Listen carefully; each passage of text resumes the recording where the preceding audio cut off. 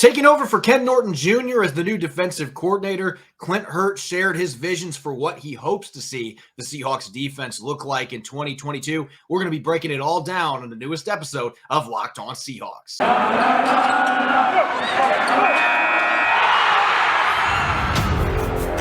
You are Locked On Seahawks, your daily Seattle Seahawks podcast. Part of the Locked On Podcast Network, your team every day.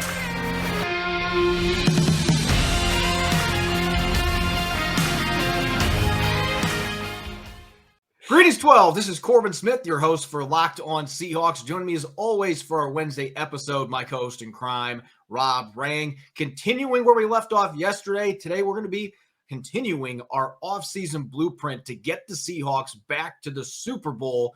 What do they need to do on the defensive side of the ball to bolster their roster and get back into contention? We'll be checking out defensive line, linebackers, corners, and safeties, all position groups covered. Glad to have you on board. Thanks for making Locked On Seahawks your first listen 5 days a week. Now for your lead story here on Locked On Seahawks. Just one day after being officially announced as the new defensive coordinator for the Seahawks, Clint Hurtt met with the media over Zoom today, answering a number of questions. And Rob, he really didn't waste any words. He immediately came out when asked what this defense is going to look like next season and said there's one big difference. They're going to be much more aggressive. Now, does that necessarily mean they're going to be blitzing 50% of the time? No, but he did say they're going to blitz a bit more, and much to the light of 12s everywhere, it doesn't sound like he's going to be dropping Al Woods into coverage near as much next season. Yeah, I think that would absolutely be a delight to Seahawks fans, to Al Woods, to just about everybody who wants Seattle to be successful. I think that is one of the things that we certainly can expect. Look, I have a great deal of respect for Ken Norton Jr., but I also think that there were many times over the last couple of years where he called Seattle's defense like you might expect a former all-pro linebacker to do so. And from a linebacker mentality, just get a little bit more physical, just get a little bit more aggressive. Not a great deal of creativity. Maybe drop back a couple of those defensive linemen where linebackers normally are to be able to confuse the defense, but not really with the mentality of a big man whose job is primarily to be able to stop the run and be able to rush the passer. But with Clint Hurtt, he is a big man. He does have that mentality. And I would certainly acknowledge the fact that he has a different level of charisma. And I think a media savvy that it's a little bit maybe unexpected for a guy who doesn't have a great deal of experience in this regard. But I think also one of the reasons why Seattle just kind of picked him out years ago as maybe the heir apparent here, just because of the fact that he is as savvy as he is, that he does see the game the way it is transitioning now. So I do expect the Seahawks to be much more aggressive on the defensive side of the ball. I do expect there to be the continued improvement that we've already seen among Seattle's defensive line. And I do expect there to be some added creativity in the secondary. So I'm excited about this. I'm excited to hear about what your thoughts were, Corbin, because you were, of course, one of the very few beat writers who were available to be able to listen exactly to what Seattle's new defensive coordinator had to say. Yeah, I went into this with an open mind because, and again, I have a lot of respect for Ken Norton Jr., and I think that he did a solid job coaching this Seahawks defense, considering some of the personnel changes and injuries that they had to deal with over the last 4 years. But he was never necessarily an easy coordinator to get good information out of, particularly leading up to game week. Now, we'll see what Clint Hurtt's like during the season. I'm sure he will be much more guarded than he was today. But I can tell you that he certainly opened up on what his visions for this defense were, not just from an aggressiveness standpoint and potentially blitzing more, but he was talking about using more man coverage, not being as zony in his own words. Pete Carroll has lived off of the cover 3 and 4-3 defense throughout his tenure in Seattle. They've had a lot of success doing that. But as Hurtt pointed out today, other teams had a number of years to continue to try to look at Seattle's cover 3 and figure out how to attack it. And over time, they figured out some solid ways to be able to move the football. And then you had personnel changes. The Legion of Boom is gone. And suddenly that scheme is vulnerable So you have to be able to make adjustments. Just like offense is adjusted to you, you have to be able to adjust your defense. And with that new personnel, the Seahawks personnel now is much different than it was when the Legion of Boom and Michael Bennett and Cliff Averill and company were in town. For the most part, it's all new guys with different skill sets. So you got to be able to adjust. And I'm viewing this as a continued evolution. We kind of hit on this a little bit on earlier podcasts, but this is a team that was running more two deep coverages last year, particularly cover six. They were one of the top 10 teams in the league for cover six usage by percentage a year ago. So you're seeing more of those Vic Fangio principles, and Clint Hurtt coached under him in Chicago for 3 years, as did Sean Desai. Those two were on the same staff together, and now Desai is in Seattle as the associate head coach. He's going to bring that great football IQ, the ability to teach and instruct defensive backs, and he's going to have that background from Vic Fangio's defense in terms of coverages. And so I'm anticipating you're going to continue to see a trend where they're going to play more of those two deep safety coverages. It fits their personnel. And I also expect to see more man coverage. That would be the next step forward. They were 31st in the NFL last year in that department with Ken Norton Jr. calling the shots. The two other guys that we can name here, Sean Desai and Vic Fangio from the Fangio tree, they were 17th or better when it comes to running cover one. In fact, Denver, I believe, was second in the NFL last year using cover one. So they ran a ton of man coverage. I would anticipate that that is going to be the next stepping stone in the evolution of this defense from a schematic standpoint. But a number of boxes checked off. I am very intrigued, and I can't wait to see what this defense looks like on the field, because certainly some eye-opening comments and more revealing than I really expected from Clint Hurtt. Yeah, and that's one of the things is that we talked about this previously, Corbin, is that you have a guy in, Sean Desai, of course, who his success was with the Chicago Bears. And you just think about the quarterbacks that they had to face there. Obviously, primarily Aaron Rodgers, but also Kirk Cousins, Jared Goff, who, well, let's be real, Seahawks fans. Jared Goff chewed up the Seahawks way too many times for us just to dismiss him. And so the fact that the Chicago Bears had the success defensively as they did against that NFC North division, I think is one of the reasons why that there's so many people out there who are connected to the Seahawks are as excited as they are about Sean Desai. Same thing here with Carl Scott, and his experience with the Minnesota Vikings. And then going back to Vic Fangio and that whole mentality that Seattle is also going to be kind of bringing in here. Again, going back to the Denver Broncos, going up against the AFC West with Patrick Mahomes in Kansas City, with Justin Herbert, with the LA Chargers, Derek Carr with the Raiders. I mean, you were talking about some of the most prolific passing games in all of the NFL. And the fact that you're bringing in so many defensive coaches who have had success against them, I think just kind of screams exactly the type of actions that Clint Hurtt was just saying today. And that this is not just words, this is matching up with what you've actually seen on tape. That these are defenses who are going to be more aggressive. I'm fascinated to see what Clint Hurtt and the rest of Seattle's coaches are going to be able to do with Jamal Adams, for example. I think that we are going to see much more of the Jamal Adams that we saw in 2020 than we saw this past season, when he went from setting the NFL record for defensive backs for sacks to suddenly dropping off the face of the earth in terms of a pass rusher. You talked about it before. I think that you're going to see defensive linemen not dropping back into coverage, being that much more aggressive in how they attack the line of scrimmage. And we saw that in the last couple of weeks of the season when Al Woods became an absolute dominant force, when Carlos Dunlap became an absolute dominant force. And as we've talked about so many times before, I am so excited about what Daryl Taylor is going to be able to provide the Seahawks. You just see those traits. You see the burst. You see the bend. This is a young man whose best football is still ahead of him. I think that with a couple of little tweaks to Seattle's defense, this really could be a defense that is ready to pop. I think that's why Sean Desai and Carl Scott wanted to kind of hitch their wagon, so to speak, to what's growing here in Seattle, because I think that they see that this is a defense that very much is on the rise.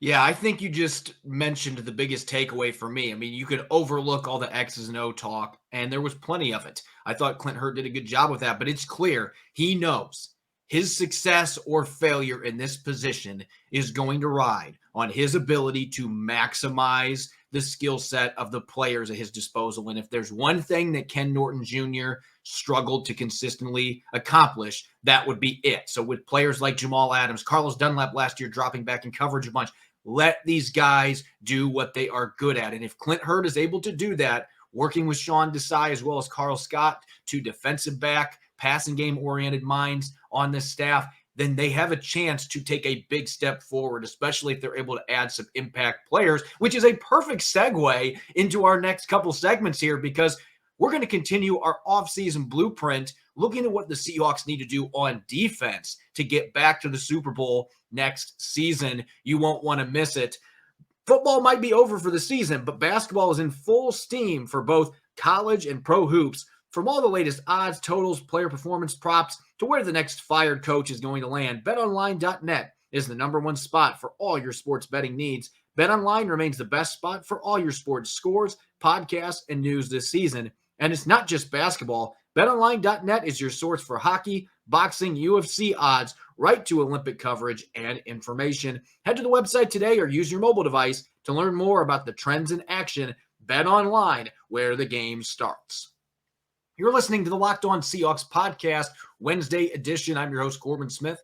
Joining me as always, Rob Rang. Thanks for making Locked On Seahawks your first listen 5 days a week. We greatly appreciate it. Yesterday, we kicked off our annual off-season blueprint series. It's a two-parter, 2 episodes. Yesterday, we were dissecting what the Seahawks need to do on offense to get back to the big game next February in Glendale, Arizona. Now we're going to flip the script to defense, and I think you and I would both agree on this. We might not agree on what moves necessarily need to be made, but kind of piggybacking off of our conversation about what Clint Hurtt had to say today, this is a team that has a lot of good pieces on defense, but they also have some holes that they need to address. And so it feels like this is the side of the ball that needs the biggest changes potentially from a personnel standpoint. And I think we got to start with the pass rushers at defensive end. There are some talented players in this group, but they need to add an alpha dog to this group. I've been making this argument for several weeks. In fact, I made this argument last offseason,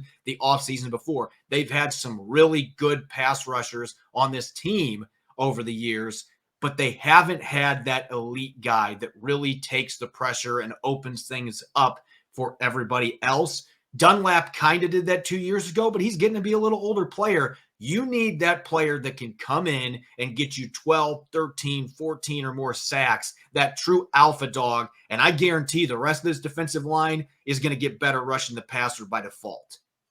Yeah, that's the thing. I've used this analogy in the past, Corbin. I see a bunch of guys who are kind of like the second, third, fourth, fifth starters in a Major League Baseball rotation.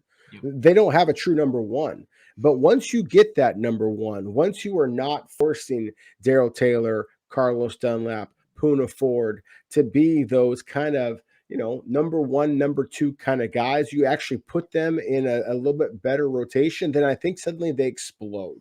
And that to me is probably the most critical, move that Seattle has to be able to make, not only along the defensive line, but in terms of their entire roster, whether it be in free agency or the draft. And I mentioned the draft because I think that this is a draft that is absolutely loaded with pass rushers. Now, do I expect the Seahawks to be able to, pull off some type of move to go up and get an Aiden Hutchinson or Kayvon Thibodeau? No, I don't think that's what John Schneider is looking to do. But there are so many good pass rushers who are veterans, including a couple of guys who are in your own division. I mean, Von Miller just won a Super Bowl. Chandler Jones is absolutely eating the Seahawks for lunch, breakfast, and dinner. I mean, so if you are able to steal from one of your divisional opponents, be able to add that player to your roster, then that could be exactly what you're looking to do right there. And I mentioned those two players just because of, again, just the regional, similarities here. But at the same time, there are so many good veteran pass rushers who are available to you, Corbin, and the fact that there are as many good young pass rushers in this draft, then some of these veterans, maybe struggling to find themselves an NFL team is going to be willing to give them a lot of dollars. And you just look at what the Raiders did with Max Crosby, what the Bengals did with their pass rush, bringing in some guys. And there are a lot of pass rushers that are not necessarily going to get the biggest contracts, but yet are still very effective off the edge. And so that's where I think that this is something that Seattle should be able to take advantage of. Yeah, I'm glad you mentioned Jones and Miller because those are the two biggest names that are going to be free agents, and they're still both very productive. We saw Von Miller down the stretch for the Rams. Felt like he was getting at least one sack every game. He had a big postseason on their way to a Lombardi Trophy. So I don't care that he's going to be 33. He's still got plenty of juice. He is still a very technical pass rusher. I think he's got good football left in him. And Chandler Jones had another very solid season. Maybe didn't get the sacks that he usually does after the season opener. He had 5, and then after that didn't get a lot of sacks, but still very disruptive. And I think he'd be a good fit, especially if the Seahawks are going to be running more of a Vic Fangio type defense with 3-4 fronts, 5 defenders up on the line of scrimmage. Chandler Jones thrives in those type of situations. So I could see that being a really good fit. I'm going to throw another name out here, though. I don't know if he's going to become available or not, but the Minnesota Vikings have a little bit of a cap situation that they're dealing with. And Danielle Hunter, he has been injured each of the last 2 seasons. That is the caveat here. His durability has been in question, but he is still a fairly young player, and he had 6 sacks in just 7 games last year. So when he's been healthy, he is still a game wrecker, and I would love to see what that guy could do playing the Leo position in Seattle's defense. 3-4, 4-3, don't care. He would be an outstanding fit rushing off the edge. And you want to talk about an alpha dog, he is one of the NFL's best edge rushers when he is healthy, still young. As long as he checked out in the physicals, if he gets cut, I would maybe even consider calling the Vikings and being like, hey, are you guys interested in a 2023 draft pick? I might even float a 3rd because the upside for this guy is still through the roof with the way he played last year. The injury he had wasn't related to his neck issue from the year before, so I'm not concerned about that. So Danielle Hunter would be an even younger option that has a lot of upside. There is the risk with his injury history, but he was healthy up to the last 2 years. So that might be a gamble that I'm willing to take for a premium pass rusher. Those are the kind of moves they need to be looking at right now. I 100% agree with you. And again, you just mentioned some of the biggest names. I mean, Dante Fowler just got dropped, at least reportedly, from the Atlanta Falcons. You have some of the other guys who are a little bit old in the tooth, but are also still very effective. Jason Pierre-Paul, Jerry Hughes. Anthony Barr, of course, has played more of a traditional outside linebacker for those very same Minnesota Vikings. But at the same time, I've always been intrigued by what he might be able to offer as a true pass rusher. Jadeveon Clowney, of course, Seattle, knows him very well. 9 sacks last year for the Browns. Exactly. Emmanuel Ogbah with the Miami Dolphins also, I believe, had 9 sacks himself. There are a lot of good pass rushers out there, Corbin. I mean, and so you just kind of look at it. I mean, again, I mentioned what the Cincinnati Bengals did. I mean, there's a lot of people out there who are really skeptical about what kind of player Trey Hendrickson was. And I would argue that, hey, with all due respect to what Joe Burrow, Jamar Chase, et cetera, on the offensive side of the ball, Cincinnati Bengals are not qualifying for the Super Bowl without that pass rush and that defense just in general really, completely taking a complete U-turn a year ago. And so to me, that is where you have to kind of find one of these pass rushers that maybe isn't going to get that top dollar, or maybe he does, but on a 1-year type of a deal. The kind of deals that John Schneider and the Seahawks have preferred in the past. I think that there are a bevy of pass rushers in this year's free agent class that you might be able to get a little bit of a quote-unquote diamond in the rough. I'm going to throw one more name out there that could make some sense. He's had double-digit sacks each of the last 2 years. Last year with the Panthers, had a slow start to his career, but Hassan Reddick is still a young player that might be a better fit for the defense Seattle's going to run now than what they would have ran in recent seasons, playing more that hybrid outside backer, smaller size outside linebacker. So I'd be curious to see what kind of fit there would be there too, because he's still a young player, very explosive off the edge. Could maybe make some sense to look at him. And that might be a guy that you give a longer term deal because he is a younger player that still seems to be trending upward and getting better. Now in the defensive interior, I could live with the Seahawks sticking with status quo at that particular group. Poona Ford is still a young enough player that I think he's got a chance to continue improving for a few more seasons. Al Woods had a great year last year. I think he's got plenty of football good football left in him. Brian Monet's made improvements. Those three guys, I'd be fine with that being the foundation again because they were excellent last season. But we talked about the need to bolster the pass rush. You want to help your outside pass rushers, get an interior rusher that can wreak havoc. And Akeem Hicks is another player that it's got to be the right price because he's getting older. He has had some injuries in 2 of the last 3 seasons, but he's only 2 years removed from a year with more than 50 pressures. At 335 pounds, you can play him 3-tech, you can play him at the nose, you can play him at big defensive end, you can play him all over the line. One of the most underrated players in the league. And oh, by the way, he has a really good relationship with your new associate head coach, Sean Desai, from all those years they were together in Chicago. So Desai might be able to do some recruiting for you. I would love to see on passing downs, especially Akeem Hicks and Poona Ford as the interior rushers. And if you had Chandler Jones or one of the guys we mentioned going with Darrell Taylor or Carlos Dunlap on the outside, suddenly you have a very formidable pass rush, and the rest of the defense is going to benefit from that. Yeah, I absolutely could. And again, same thing that I was arguing about on the edge rushers. You see the same kind of thing with defensive tackles. I mean, just listen to some of these names and just let your mind kind of imagine the possibilities. Well, hey, let's just start off with the former Seahawk and Jaron Reed, who's now a free agent. Let's go over to, some of those veterans you just mentioned, with Akeem Hicks. What about Calais Campbell? I mean, he's kind of been a 3-4 defensive end in the past. We might be able to slide him in at times. Now, still a good player. Absolutely. And we do have to mention the fact that the Al Woods is a unrestricted free agent. So there's a possibility Seattle could lose him. I think that bringing him back would make an awful lot of sense. Brian Monet is a restricted free agent, but still, I think that there's a good possibility that both those players wind up returning to Seattle. And they were very, very stout against the run a year ago. But I think that's one of those misleading stats, because I think that there's some of the reason why they were so stout against the run is because teams had just as easy as it was to be able to throw the football on Seattle. So I do think that this is a position that Seattle is going to be looking to possibly improve upon if they possibly could. And then one more veteran out there. I have always had an affinity for Ndamukong Suh. I just remember what a dominant player that he was way back in his college days, certainly the Detroit Lions, certainly the Los Angeles Rams, certainly when he wanted to with the Tampa Bay Buccaneers.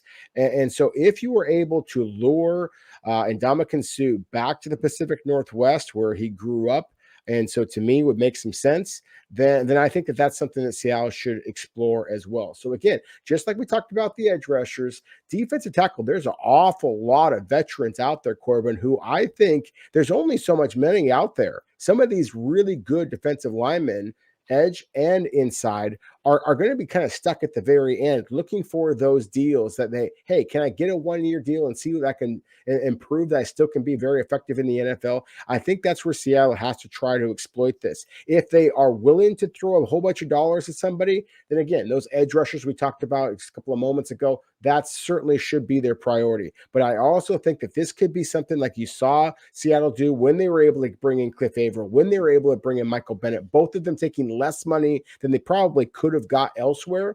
I think that they might realize that this is a Seahawks team that is ready to pop, and they might be able to take full advantage of that. Yeah, and Ndamukong Suh, I feel like we talk about every single year because he's been hovering on 1-year contracts in his Pacific Northwest route. So that is always a possibility. But they've had a lot of success with aging defensive tackles, with Al Woods being the most recent example. Kevin Williams back in the day, Tony McDaniel. So this is a position they have had success signing older players on 1-year prove-it deals. And there's a number of older defensive tackles that I think are still good. Akeem Hicks would be my favorite selection out of these free agents, but Calais Campbell would be a nice pickup even at his age of 37. He's still a very solid football player, at least as a run defender. Maybe he doesn't pack the punch as a pass rusher that he used to, but he is still a very good player. That would be a nice addition to this defensive line. When we come back here in a few moments, we are going to shift to the linebackers and the secondary. What should Seattle do at those 3 position groups, linebacker, corner, and safety, to get back to the Super Bowl in 2022? This is the time of year that I've pretty much given up on all of my New Year's resolutions. I'm still battling, still fighting. I'm sticking to my resolution thanks to Built Bar. If you haven't tried Built Bar Puffs, you are missing out. One of the best Built Bars on the market. It's been my go-to snack before lifting weights and running. Puffs are the first ever protein-infused marshmallow. They're fluffy, they're marshmallowy, and they're not just a protein bar. They're a delicious treat. Puffs are a fan favorite with incredible flavors. Coconut marshmallow. My favorite is banana cream pie. So many delicious flavors. These are going to be your new favorite. I can guarantee that. All Built Bars are covered in 100% real chocolate, 130 calories, 4 grams of sugar, 4 net carbs, and 17 grams of protein. Compare that to a candy bar, which usually has around 240 calories, 30 grams of sugar, and dozens of net carbs. If you're wanting regular Built Bars, tons of delicious flavors there too. Coconut, coconut almond, white chocolate cookies and cream for a limited time this month. They're all delicious and new flavors are coming out all the time. Go to built.com and use the promo code LOCK15 and get 15% off your order. That's LOCK15 at built.com for 15% off your next order. You're listening to the Locked On Seahawks podcast. I'm Corbin Smith. Joining me as always, my co-host in crime, Rob Rang. Thanks for making Locked On Seahawks your first listen 5 days a week. Continuing our off-season blueprint to the Super Bowl. We do this every single year. 2 episodes, 2 of our favorite episodes. We've already looked at the offense yesterday. We talked defensive line, your defensive ends and defensive tackles moments ago. Now it's time to shift to the back half of the defense. Linebackers, corners, and safeties. Let's start with linebacker. We've had a lot of discussion already, Rob, about Bobby Wagner's future, and this is where I'm at this point. This is a team that I think is significantly worse next year without number 54 in the middle. I know he is not the player that he was a few years ago. His athleticism is declining. His overall play is declining, but this guy is still a top 10 linebacker. He's still a tackling machine, and his leadership that he brings on the field. $20+ million cap hit. They can't keep him for that price. But to me, as part of the blueprint, you've got to figure out a way to extend him for a year or two, or even add a void year at the end of it. You've got to do some type of a non-traditional restructure to lower that cap hit. I think if they can get that cap hit down to $11 or $12 million, then Bobby Wagner is going to be worth keeping. $20 million, though, is just a bit too expensive. I would like to see him and Jordan Brooks team up for at least one more season, though, if you can get that cap hit down. Yeah, that's a big if. Because I would agree with you. I think that Bobby Wagner is still, I think you can make an argument that Bobby Wagner is still among the top 10 inside linebackers in the NFL. He certainly is not in the top 2. And that's what he's going to get paid like if he comes back to Seattle on his current deal. And if that is the case, then I think that you're going to have another mediocre season defensively for the Seahawks next year. And I think that means that you have a chance at making the playoffs, but you certainly are not going to be a true Super Bowl contender, in my opinion. Look, I have as much respect for number 54 as just about any player in Seahawks history. I mean, going back to guys like Steve Largent, Cortez Kennedy, and so I really do have a great deal of respect for Bobby Wagner. But he is just not the athlete that he once was. And NFL teams have gotten used to Seattle's defense. They've gotten used to Bobby Wagner. They know they can target him in coverage. And so that's just the reality of today's NFL game. And so, yes, if Seattle is able to get him to basically cut his salary in half, and you're able to bring him back, then yes, I do think that would be a huge move for this team and something that Seattle should look to do. Bobby Wagner should look to do. But at the same time, if they cannot, middle linebacker has historically been one of the positions that you can replace as easy as anything on the defensive side of the football. And those are millions of dollars that you might be able to allocate to that defensive line, which is the position now in today's NFL that is most impactful on the entire football team, with the obvious exception of the quarterback position. So I just think that, again, if this is something that Seattle has to really, think through what they want to do here. But I am less afraid of moving away from Bobby Wagner, frankly, than I might be about moving away from Quandre Diggs or some of the cornerback talent. Even though I think that this is a good class in terms of the draft for safeties and cornerbacks, and again, with all due respect to Bobby Wagner, I just think that the game now is played in the line of scrimmage and it's played in the secondary. And linebackers, as much as it kills me to say, because that's football as far as I'm concerned, linebackers and running backs meeting in the hole is just that raw kind of football that you love to see. But at the same time, the game has changed, and I just don't know that Bobby Wagner brings enough impact ability to warrant the pay that he is at this the pay that he's getting at this point. You look at the corners and the safeties. Nice little segue there mentioning Quandre Diggs. I have been putting my fist on the table for months saying that Quandre Diggs needs to be the biggest priority for the Seahawks, and I'm maintaining that. Of their pending free agents, you got to keep your ball hawk, the one that has turned center field into a no-fly zone, and he's one of your unsung team leaders. He earned this contract. I know he had a significant injury at the end of the year, but he earned that deal. He wants to be in Seattle. I think he's got several good years left in him. He's the perfect fit for that position. He can play your two deep. You can move him around the slot. I mean, he is a very versatile free safety, one of the more versatile free safeties out there. So to me, that is a big part of this blueprint. If you want to play in the Super Bowl, and I know you've mentioned it, hey, they haven't gotten to the Super Bowl with these high-paid safeties. Yeah, but they also haven't had great pass rushers up front. If you can find a way to get a really good pass rusher coupled with retaining Quandre Diggs, I think he can get you 7 or 8 interceptions in a season if your pass rush can turn up the heat on quarterbacks and force them into making tougher throws. This guy is a ball magnet. And so you get him and you have Jamal Adams already locked up. I know that's a lot of money at safety, but 2 of your best players, you need to have them both around. If you want to make the Super Bowl this year, you can't afford to roll the dice with Marquise Blair, who hasn't been healthy, or a rookie out there. And I don't see anybody else in the market that's going to be a better value in terms of talent coupled with the salary you're going to have to pay him. So Diggs, to me, priority 1, 2, and 3 for this team in free agency. Get number 6 locked up. And I think DJ Reed would probably be in the 2nd or 3rd threshold in that, because he is another player at 25 that I think is going to be very important for them to re-sign as well. No, I would agree with you to the extent that I would say that free safety is certainly a critical position in Pete Carroll's defense. And I think that it's more critical in today's NFL than it's ever been. I do think that Quandre Diggs is a very good safety. And if the money is right, if we're talking 10 million, 11 million, right around that range, then sure. But the fact that he has been as successful as he has, then he might be thinking, or his representatives might be thinking, that he should be getting a lot more than that. And so that to me is where this is kind of a tricky situation. I'm really fascinated to see how this was going to turn out, because I would argue that there are some other really good free safeties out there. I mentioned Marcus Williams from the New Orleans Saints before.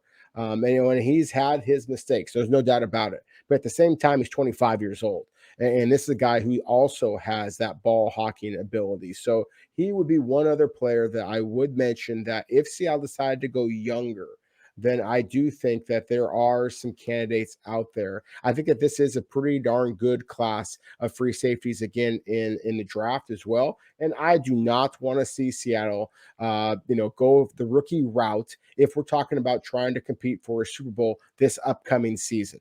So I want to be clear about that. But same thing as I mentioned before with Bobby Wagner. I just do not have the fear of moving on from defensive players that maybe some have, especially considering the fact that Seattle finished 31st in the NFL this past season in terms of pass defense. I mean, it's not like they were that great in the first place. And you've already basically made the bed. You've allocated so many dollars to Jamal Adams. And you can make the argument that that was a mistake in itself. But the reality is 3 of Seattle's 4 starting defensive backs this past season are free agents. And considering the fact that they struggled as much as they did, at least statistically, then to bring them all back, maybe there's an argument to be made there. Now, personally, I do think that Quandre Diggs should be back. But again, I think that it has to be a contract that's palatable. And then I would argue that DJ Reed is every bit as important to be bringing back here. And I think that that's something that you believe as well. I think that Sidney Jones is a pretty good football player also. But, I just wrote a mock draft for Fox Sports, Corbin, and the player that I had Seattle taking at number 41 was not an edge rusher. He was not a center. He was a cornerback, Roger McCreary from Auburn, who does not match any of the traits that Seattle has traditionally kind of preferred at that cornerback spot. But he is a physical, instinctive, durable football player. And so to me, that is what Seattle has to be able to do. Whether it be veterans, I have so much faith in Seattle's ability to find cornerbacks. It's one of the things that they've done historically. But finding cornerbacks through the draft or via trade, they have obviously struggled with free agent cornerbacks. And so to me, again, I think that this is going to be the positional group that really bears the most watching. I think we can all agree that Seattle needs to get better on the defensive line. It's the decisions they make in the secondary, I think, are very much going to determine whether this is a playoff team, which I fully expect Seattle to be a playoff team next year. If this is a Super Bowl caliber team, then their secondary has to be much, much better. And I would think at the corner position, you mentioned Sidney Jones as well, and I don't know how expensive he's going to be. Maybe he's going to be a player that you can bring back at a really affordable rate, and you can keep him and DJ Reed. But I'm going into this offseason to free agency believing that you're probably only going to be able to keep one of those guys, and you can, use one of your 6 draft picks at this really deep cornerback class in the draft. And they've shown they can develop those players. And there's a number of longer corners. If Pete Carroll wants to go back into that avenue and try to get a tall, lanky corner that might fit what they've perceived as their best fit in the past, I mean, there are options for the Seahawks to roll with here. And so they need to improve that group. But I mentioned it earlier. I like the core that they had with Jamal Adams, Quandre Diggs, DJ Reed, and if Sidney Jones, whoever's the other corner. I liked that nice core that they had in the secondary. If they just had a more consistent pass rush, that group by default would be much better. And I think with Sean Desai coming, the coverages are going to tighten up. They're going to do a better job of keeping opponents off the field in those prolonged drives. So you have to consider all these factors too. I think the personnel there is good enough to win with, which is why I would still argue Quandre Diggs and DJ Reed should be 2 of the top priorities for the Seahawks to re-sign, because I think you can win big with that group if the coaching is right and you have a bit better of a pass rush up front. The whole defense is going to be better. Those 2, the pass rushing and the coverage, they feed off each other. They're married together. If one really struggles, the other one's going to have a hard time. So improving the pass rush is going to make that secondary that much better. As always, thanks for making Locked On Seahawks your first listen 5 days a week. Now make sure to check out Locked On Bets for your second listen. It's your daily one-stop shop for all your gambling needs. Locked On Bets is hosted by your boy Q with expert analysis and insight from Lee Sterling. You can follow me on Twitter at Corbin Smith NFL. You can follow Rob as well at Rob Rang. Make sure to check out Locked On Seahawks on Apple Podcasts, Google Podcasts, Spotify, and of course, 5 days a week streaming on YouTube. Coming up on our Thursday episode, I'm going to be tackling your questions in our weekly mailbag and continuing our position by position review, finally getting to the tight end group. You won't want to miss it. Enjoy the rest of your Wednesday. Go Hawks.